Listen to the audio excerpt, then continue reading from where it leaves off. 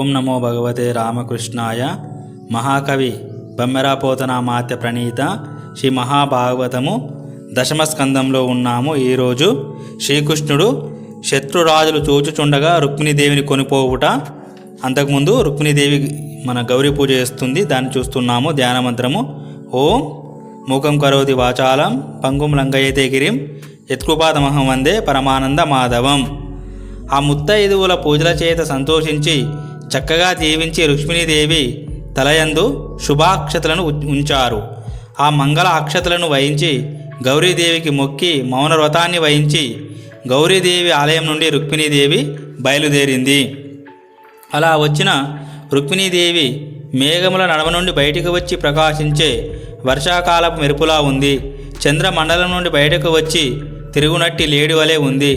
బ్రహ్మ అనే నర్తకుడు తెర ఎత్తగా ఆ తెర మరుగున నుండి వెలుపలికి వచ్చి కనపడిన మోహిని దేవతలా ఉంది. దేవదానవులు వాసుకి అనే కవ్వపు త్రాడును చుట్టి కుడి ఎడమలకు త్రిప్పగా తిరుగుచున్న మందర పర్వతమనేడి కవ్వముచే చిలికే వేళ తిరుగుడు పడుచున్న గుమగుమ అనే ధ్వనిగల మహాసాగరంలో నుండి వెడలి వచ్చినట్టు లక్ష్మీదేవి వలె ఉంది. ఈ విధంగా నానా విధములైన కాంతుల చేత వెలుగుచూ గౌరీదేవి ఆలయం నుండి బయలుదేరింది. మానస సరస్సునందలి బంగారు తామరలలో విహరించే అంశలా ఆమె మెల్లగా నడుస్తూ ఉంది. రత్నములు చెక్కిన ఉంగరముల చేత అలంకరింపబడిన తన చేతితో చెలికత్తె చేయి ఆసరా చేసుకున్నది. మనులచే పొదగబడిన బంగారు తాటంకముల కాంతులు చెక్కిల యందు ప్రసరిస్తుంది. కమలం యొక్క పరిమళమునందలి వేడుక చేత మత్తుకొన్న తుమ్మెదల వలె గుండ్రనైన ముఖాన్ని ఆవరించుకున్న ముంగురులతో అందమైన చిరునవ్వు కాంతులతో బాలచంద్రుని వలె శోభిల్లుతుంది. దొండపండు వలె ఎర్రనైన పెదవి యొక్క కాంతి మల్లె మొగ్గలను పోలిన తెల్లని పండ్ల వరుసకు అరుణకాంతిని కలుగజేసింది. మన్మధుని పతాకం వలె పైట చెరుగు వ్రేలాడుతుంది. ఆమె బంగారు మొలనూలునందు చెక్కబడిన రత్నాల కాంతులు కాలంగాని కాలంలో కలిగిన ఇంద్రధనస్సు వలె వెలుగుతూ ఉన్నది. మన్మధుడు వర నుండి వెలికి తీయగా దగదగ వెలుగునట్టి బాణముల వలె వెలుగునట్టి మనోజ్ఞములైన చూపుల కాంతి సమూహములు వీరులైన రాజుల యొక్క హృదయాలను భేదిస్తున్నాయి. గలగల మ్రోగుచున్న కాలి అందెల ధ్వనులు చెవులకు ఆనందాన్ని కలుగజేస్తున్నాయి. కాలి నడకతో హరి రాకకెదురు చూస్తూ రాజవీరులను మోహింపచేస్తూ వీర మోహిని అయి రుక్మిణీదేవి నడిచి వస్తూ ఉంది. తుమ్మెదల వంటి నల్లనైన ముంగురులు, నిండు చంద్రుని పోలిన ముఖము, లేడి కన్నులను పోలిన కన్నులు, పగడము వంటి పెదవి, కోకిల కంఠస్వరం వంటి కంఠస్వరము, లేత చిగురులు వంటి పాదములు, ఎర్ర తామరలను పోలిన చేతులు, కమలముల పరిమళము వంటి దేహ పరిమళము, సింహము నడుమును పోలిన సన్నని నడుము కలిగిన ఆ రుక్మిణీదేవిని చూసి రాజులంతా మోహాన్ని పొందారు. ఇదిగాక ఆ రుక్మిణీదేవి యొక్క చిరునవ్వుతోడి లజ్జను తెలుపునట్టి చూపుల చేత రాజులందరి మనస్సులలో కలవరం కలిగింది. వారంతా ధైర్యమును గాంభీర్యమును గొప్పతనమును విడిచిపెట్టారు. చేష్టలు లేనివారై జ్ఞానాన్ని ఉడిగి ఆయుధాలను జారవిడిచి ఏనుగులు, గుర్రములు, రథములు మొదలైన వాహనాలను ఎక్కజాలక పరవశులైపోయారు. ఆ రుక్మిణీదేవి తన ఎడమ చేతి గోళ్లతో ముఖాన్ని ఆవరించుకున్న ముంగురులను ఎగత్రేసుకుంటూ కడగంటి చూపులతో వరుసగా రాజ సమూహాన్ని చూస్తూ నడవసాగింది. అంతలో చంద్రమండలం వంటి ముఖము, సింహము నడుము వంటి నడుము, కొత్త తామర రేకుల వంటి కన్నులు, మిక్కిలి సుందరమైన వక్షము, నీలమేఘం వంటి దేహవర్ణము, ఐరావత తొండమును పోలిన బాహువులు, పీతాంబరుడు మేలైన ఆభరణాలు కలవాడు, చక్రాయుధం కలవాడు, విజయము కంఠాభరణంగా ఉన్నవాడు, జగములను మోయింపచేసేవాడు అయిన శ్రీకృష్ణుని రుక్మిణీదేవి దర్శించింది. అలా చూసి శ్రీకృష్ణుని రూపము, లావణ్యము, వైభవము, గాంభీర్యము, చాతుర్యము, తేజస్సుకి సంతోషించింది. మన్మథ వేదనను పొంది త్వరగా రథం ఎక్కడానికి కుతూహలంతో ఉన్నది. ఆమెను కూడా పుండరీకాక్షుడు చూసి శత్రురాజులు చూస్తూ ఉండగా మదించిన ఏనుగు వలె తిన్నగా నడిచి వచ్చి నక్కల నడుమ నుండి మాంస ఖండములు తీసుకొని పోయే సింహం వలె నిఖిల భూపాల గణమును లక్ష్య పెట్టక తృణప్రాయంగా తలచి రుక్మిణీదేవిని తీసుకొని వచ్చి తన రథం మీద కూర్చోపెట్టుకున్నాడు. భూమి ఆకాశ మధ్యభాగమంతా నిండునట్టుగా శంఖమును పూరిస్తూ బలరాముడు తక్కిన యాదవులు సేనలతో వెంబడించి రాగా ద్వారకా పట్టణ మార్గంలో వెళ్ళాడు. అప్పుడు జరాసంధునికి వశలైన రాజులు హరి పరాక్రమాన్ని విని సహింపలేకపోయారు.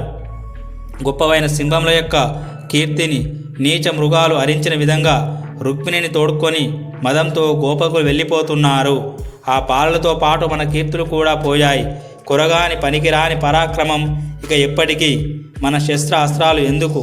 ఈ కన్యకామణిని విడిపించలేకపోతే జనులు మనను చూసి నవ్వరా అని ఈ విధంగా ఒకరినొకరు ప్రోత్సాహపరుచుకొని రోష ఆవేశంతో కవచాలు తొడుగుకొని ధనస్సు మొదలైన యుద్ధ సాధనాలు ధరించారు.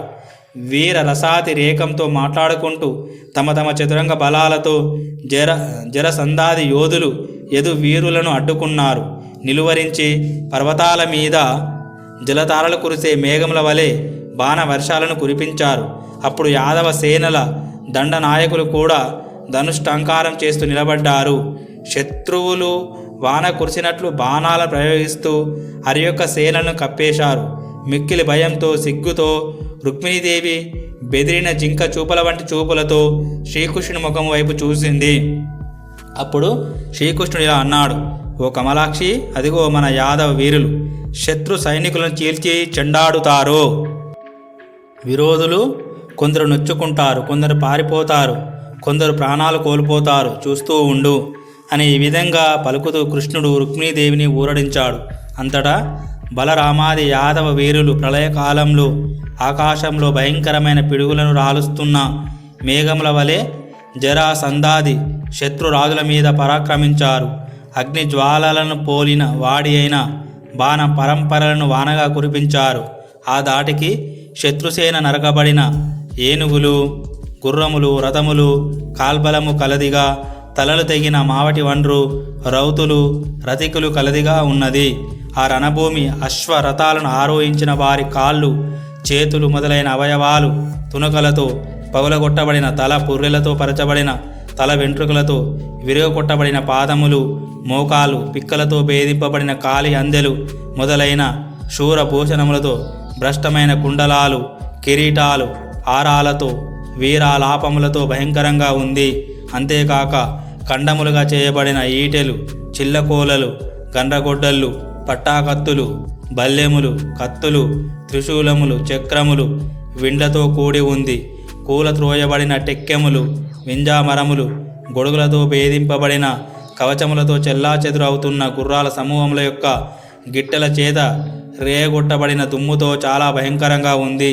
వాద్యధ్వనుల భాంకారము, ఏనుగుల గుంపుల యొక్క గీంకారము, రథచక్రముల కడకమ్ముల పటాత్కారము, గుర్రముల నడుమకు వేలాడుతున్న గంటల యొక్క గణాత్కారము, వీరుల యొక్క ఓంకారము, భూషణముల యొక్క జనాత్కారము, డంకా యొక్క ధనాత్కారము, మణి నూపరముల క్రీంకారము, చిరుగంటల యొక్క కినత్కారము, వింటినారల యొక్క టంకారము, భటుల యొక్క పరస్పర ధిక్కారము, ఈ రోదనలన్నీ అణిగిపోయాయి.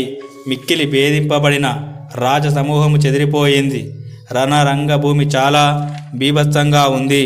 జరాసంధుడు మొదలైన కృష్ణ విరోధులైన రాజులందరూ ఆ బాణదాటికి తాళలేక వెనుకకు తిరిగి పరిగెత్తి పోవచ్చు ఒక తావున చేరారు. భార్యను పోగొట్టుకున్న వాని వల్ల దుఃఖిస్తూ వేడి నిట్టూర్పులు విడుస్తూ తపిస్తున్న శిశుపాలను చూసి ఊరడించుతున్న వారై, ఓ శిశుపాల, నువ్వు పగవారి చేత చిక్కుకొని ప్రాణములు పోగొట్టుకునగా క్షేమంగా ఉన్నావు కదా అని ఓదార్చారు. ఓ శిశుపాల, దేహంలో ప్రాణముంటే ఏ విధంగానైనా జీవింపవచ్చు. జీవించి ఉన్న పక్షంలో భార్య లభించకపోదు. నీవు బ్రతికావు కనుక ఇక భార్య ఎక్కడైనా చిక్కకపోదు. దీనికోసం ముమ్మాటికి విచారపడకు. అప్పుడు జరాసంధుడు ఇలా అన్నాడు: శిశుపాల, విను. మానవుడు స్వతంత్రుడు కాడు. సూత్రధారి చేతిలో కీలు బొమ్మ వలె ఈశ్వర మాయకు లోబడి సుఖ దుఃఖములందు నటిస్తాడు. పూర్వము నేను మథురాపురం మీద 17 సార్లు పరాక్రమంతో దండెత్తాను. ఈ కృష్ణుని చేత నా సేనా సమూహం అంతా నిర్మూలం చేయబడింది. నేను బలరాముని చేతిలో పట్టుబడ్డాను. కృష్ణుడు కరుణ చేత నన్ను విడిచిపెట్టి పంపగా వచ్చి మరల 23 అక్షౌహిణుల సేనను కూర్చుకొని 18వ సారి దండెత్తాను. శత్రువులైన బలరామకృష్ణులను తరిమి జయాన్ని పొందాను. జయాపజయములలో ఎప్పుడు నేను సంతోషాన్ని కానీ విచారాన్ని కానీ పొందిన వాడిని కాను. నేటి స్థితిని బట్టి విచారింపగా మనము ఈ రాజ సమూహంతో అగ్నినేత్రుడైన శివునితో కలిసి పోరాడిన ఈ కృష్ణుణ్ణి ఎదిరించి యుద్ధంలో జయము పొందనేరము. ఇంతేకాదు లోకాలన్నీ దైవయుక్తమైన కాలం చేత త్రిప్పబడుతూ నడుస్తూ ఉంటాయి. నేడు యాదవులకు కలిసి వచ్చింది. 3 లోకాల్లోనూ ప్రసిద్ధికెక్కిన పరాక్రమం కలవారమైన మనలను కృష్ణుని భుజముల చేత వారు జయించారు. మనకు మంచి కాలం వస్తే మనం కూడా సమయం చూసి శత్రువులను యుద్ధంలో జయిస్తాము. ఈ పాటి దానికి విచారం ఎందుకు అని ఈ విధంగా జరాసంధాది రాజులు తగిన మాటలు చెప్పి శిశుపాలుని పరితాపాన్ని పోగొట్టి తమ తమ దేశాలకు వెళ్ళిపోయారు. శిశుపాలుడు తన సేనలతో తన పట్టణానికి వెళ్ళాడు. అనంతరము రుక్మిణీదేవి అన్నైన రుక్మి అనువాడు తన చెల్లెలిని రాక్షస శివాం చేత శ్రీకృష్ణుడు తీసుకొని పోవడం సహింపక ఒక అక్షౌహిణి సేనతో వారిని వెన్నాడిపోతూ తన సారెతో ఇలా అన్నాడు: నేను భీష్మక బలవంతుడను, మహారాజు కుమారుడను. ఇట్టి నన్ను గనింపక చిన్నబుచ్చి నా చెల్లెలైన రుక్మిణి ఎత్తుకొని మహాశూరుని వలె ఈ గోపాలుడు పోతున్నాడు. నీవు రథాన్ని వేగంగా నడుపు. వాడిగల ప్రకాశిస్తున్న బల్లెముల వంటి బాణ సమూహం చేత వాడి పొగరును పోగొట్టి నా పరాక్రమాన్ని చూపుతాను అని ఈ విధంగా రుక్మి కృష్ణుని సామర్థ్యం ఎరుగక సారథి నదిలించి రథాన్ని కృష్ణుని సమీపానికి తోలించాడు. ఓరి వెన్నెదొంగవైన గోపాల, కొంచెం సేపు నిలు అని ధిక్కరించి ధనస్సునందు అల్లెత్రాటిని ఎక్కించి 3 వాడి అయిన బాణములు ప్రయోగించి హరిని నొప్పించాడు. తరువాతి భాగంలో సహోదరుని గర్భభంగమునకు కిన్నురాలైన రుక్మిణీదేవిని బలరాముడు ఓదార్చుట చాలా అద్భుతమైన ఘట్టము. ఓం శాంతి శాంతి శాంతి. హరి ఓం తత్సత్. సర్వం శ్రీరామకృష్ణార్పణమస్తు.